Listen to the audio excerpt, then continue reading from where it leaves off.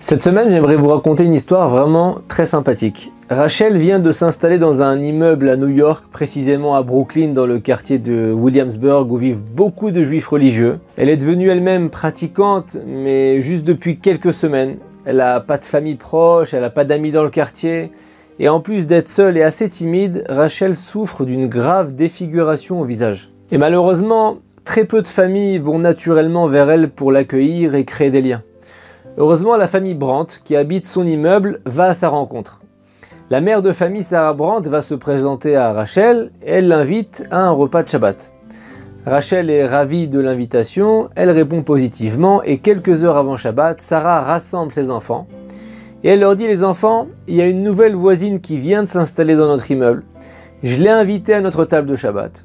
Elle est adorable, simplement vous devez savoir qu'elle a une apparence un peu inhabituelle. Les enfants sont curieux, ils demandent: mais c'est quoi sa maman? Elle a eu un accident de voiture, elle s'est brûlée.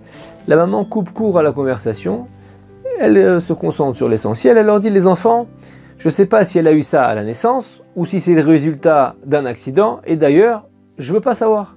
Tout ce que je vous demande, c'est de ne pas la mettre mal à l'aise, c'est très important qu'elle se sente à l'aise. Les enfants obéissent, ils ne montrent aucune réaction qui aurait pu vexer Rachel, et à l'inverse, un des enfants de la famille Brandt, qui s'appelle Hani, semble vraiment se connecter avec Rachel. Les deux se mettent à discuter comme si elles étaient de vieilles connaissances. Et pourtant, Hani n'a que 10 ans. Les semaines suivantes, une véritable amitié prend forme entre Hani et Rachel. Hani rend souvent visite à Rachel dans son appartement et un jour, elle lui demande à Rachel, avec une simplicité enfantine: « Tu as déjà essayé de soigner ton visage ?»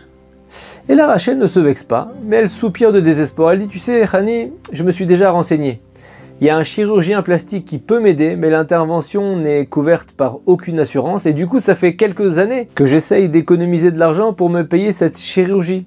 Et j'espère un jour réussir à réunir cette grosse somme et j'irai là me faire opérer. » Et dès le lendemain, Hani fait le tour des couloirs de son école avec une idée en tête: collecter le plus d'argent possible pour financer l'opération de Rachel. La petite Hani frappe à la porte de toutes les classes de son école et elle demande à l'institutrice la permission de s'adresser aux autres élèves.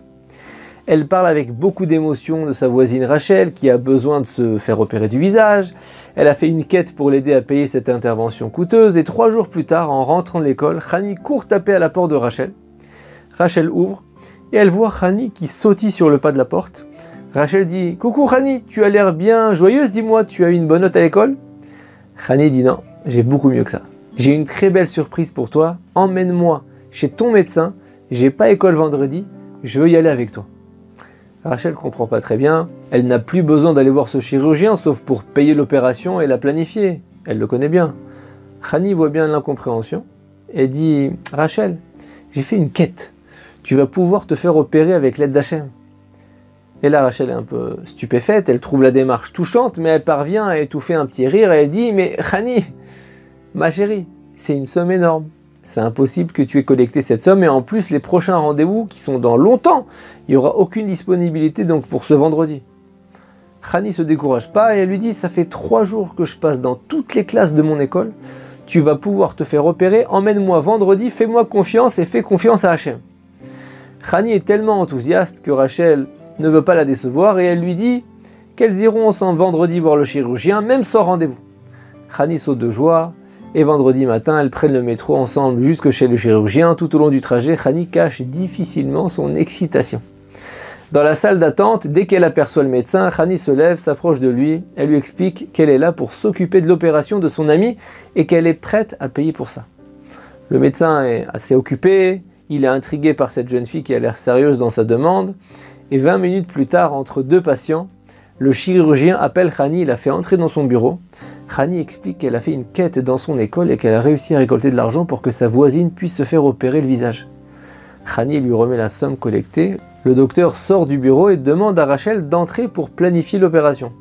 Quelques mois plus tard, l'opération et la cicatrisation sont passées et grâce à Dieu, la défiguration a été traitée à la perfection. Sarah, la maman de Hani, croise un matin Rachel. Elle est agréablement surprise en voyant que Rachel a pu enfin se faire opérer. Rachel la remercie, mais quand elle voit que Sarah n'a pas l'air au courant, elle décide de tout lui raconter. Sarah a du mal à comprendre. Elle va voir sa fille Hani qui lui raconte tout. Et donc pour Sarah, cette histoire est impossible. Comment sa fille a pu réunir autant d'argent pour payer ce type d'opération? C'est impossible. Donc elle lui demande comment elle a récolté l'argent. Et elle lui dit, j'ai récolté 53 $. Et là Sarah devient rouge, elle dit à Hani de l'emmener tout de suite au cabinet du chirurgien, elle doit tout de suite lui parler. Elle prend Hani par la main et vont chez le chirurgien. Elle s'assoit dans la salle d'attente, encore une fois sans rendez-vous. Le chirurgien reconnaît Hani, il le reçoit avec la mère de Hani qui commence à parler en disant « Docteur, ma fille m'a raconté toute l'histoire, je sais que c'est impossible que vous effectuez ce type de chirurgie pour 53 $. Je voudrais donc vous demander le coût de l'opération, même si j'ai pas tout maintenant. S'il vous plaît, proposez-moi un échelonnement des paiements et je paierai votre travail. » Le docteur sourit, il lui dit « Mais combien de fois un être humain a la possibilité d'offrir à un autre être humain un cadeau comme celui-ci? J'ai pris moi en charge les frais d'hospitalisation et mes propres frais ont été annulés, mais j'ai quand même une faveur à vous demander. » La mère retient son souffle et le docteur fouille dans sa poche et il en sort une petite enveloppe tout abîmée. Il secoue une pile de billets froissés pliés, quelques pièces de 1, de 5 et quelques dizaines de dollars qui totalisent en tout 53 $ en tout. Il lui dit « Madame, je garde cette enveloppe avec moi, elle m'accompagne partout. À chaque fois que j'ai une journée difficile, je la sors. Ça me rappelle la bonté de votre fille. La faveur que j'ai à vous demander, c'est de bien vouloir me laisser cette enveloppe d'argent. » La maman est bouleversée. Elle remercie le docteur et félicite Hani pour son dévouement qui a réussi à émouvoir le médecin. Il y a des moments dans notre vie, à de nombreux endroits dans nos prières, où on veut remercier et louer Hachem. Mais on n'est pas forcément assez compétent pour ça. Pourquoi? Parce que tout simplement, on ne peut pas payer le prix total de ce qu'on doit à Hachem en remerciement et en louange par rapport à tout ce qu'il nous donne. C'est inestimable. Mais c'est aussi pourquoi Hachem trouve nos efforts significatifs. Parce qu'ils sont authentiques, parce qu'ils sont purs, parce qu'on fait de notre mieux.